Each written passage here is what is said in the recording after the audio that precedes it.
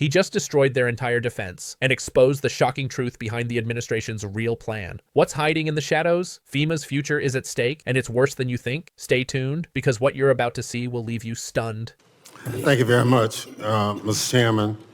The Department of Homeland Security has been the top target on the Donald Trump's revenge tour, and you, Madam Secretary, are the chief accomplice.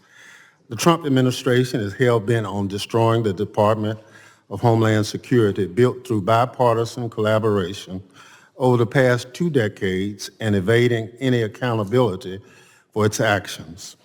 Let's start with what the administration is doing to FEMA. Madam Secretary, you said that you want to get rid of FEMA, and the administration plan is to shirk its disaster response obligation and leave state and local governments to fend for themselves. Emergency managers across the country are sounding the alarm about the limited ability to respond when disasters strike, but their calls are falling on deaf ears from the White House. What is the administration's plan to respond to catastrophic disasters beyond shifting responsibilities to states and local communities who are already telling you they don't have the ability to respond? Well, Congressman, President Trump has been very clear that he believes that FEMA should be eliminated as it exists today. He believes there's dramatic reforms that need to happen to the agency in order for it to truly serve people in a time of crisis. He wants to empower states and local governments to respond to their people. The federal government would be there for resources, support, much like block grants, but that we need to empower those locally to respond to their people because they know what they need. That is something that every state is at a different position today to respond, but he wants to give them the opportunity to build up the infrastructure to respond to their emergency. Madam Secretary, do you have this plan in writing? The White House is coming forward with the participation of the FEMA Review Council, which we have members from many states that are sitting on that will be making recommendations. So what you're doing now, there's nothing in writing as a guidepost?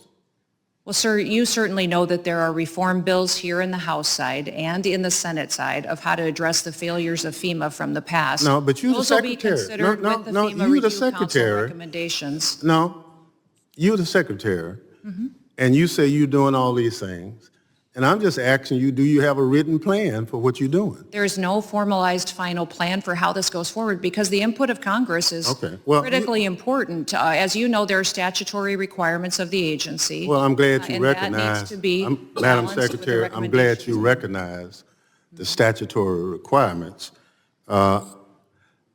Washington State, Mississippi, and a couple other states already have requests in to you or to the President for disaster declaration, and it's taken an inordinate amount of time, more than normal. I just want to know, is that inordinate amount of time is based on some plan that you have knowledge of? But if it's not in writing, I understand. So you talked about the rule of law.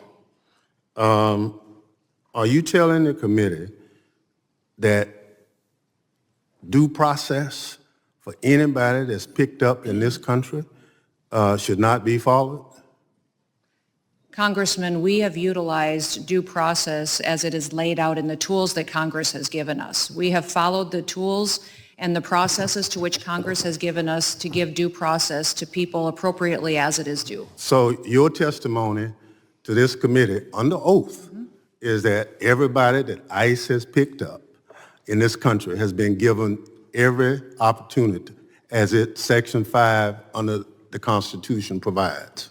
Correct. I believe everybody has gotten due process and every person has been treated appropriately according to the civil or the criminal action to which they were encountering individuals and brought into our detainment and then also removed from this country. So your answer is yes. The tools that you have given us as this I'm body talking about the for due process Constitution of the have been United implemented. States. I'm not talking about tools.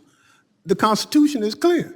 Correct. And your testimony under oath to this committee is that everybody that ICE has picked up and any other agency of DHS has conformed to those statutes. For example, Congressman, No, expedited yes or no? removal. No, I don't need an Expedited example. removal is one of the Madam tools Secretary, that you have I given got us to 4 utilize seconds. as due process. I just need a yes or no.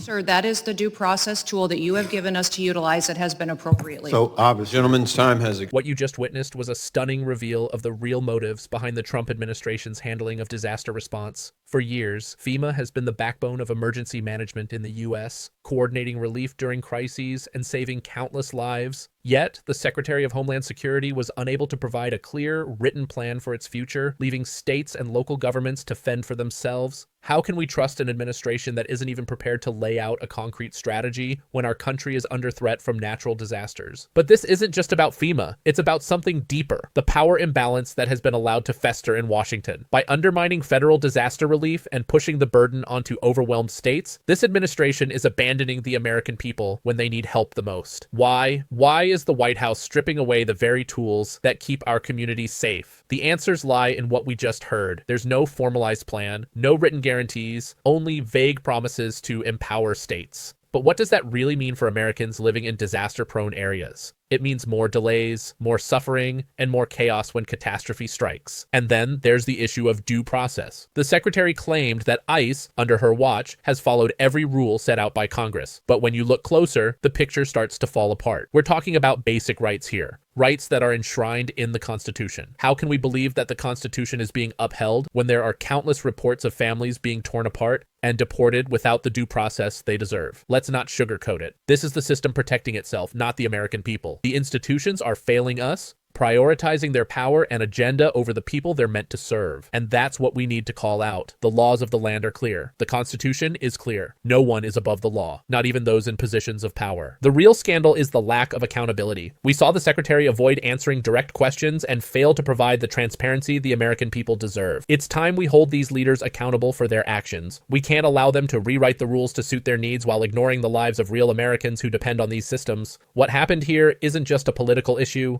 It's a moral one. The lives of everyday Americans are on the line, and the government is playing a dangerous game. But there's hope. The people are speaking out, and it's time for those in power to face the consequences. We have a responsibility to demand accountability and fight for the future of our country. So, what can you do? Share this video, share this message, tell the world that we won't sit quietly while our nation's institutions abandon us. Subscribe to stay informed, stay loud, and stay vigilant. This is just the beginning of the fight for justice. The reckoning is here, and it's time to make sure no one gets away with this. Remember, accountability is coming. The Constitution will prevail, and we will hold them accountable. Keep fighting. Share this video. Stay loud.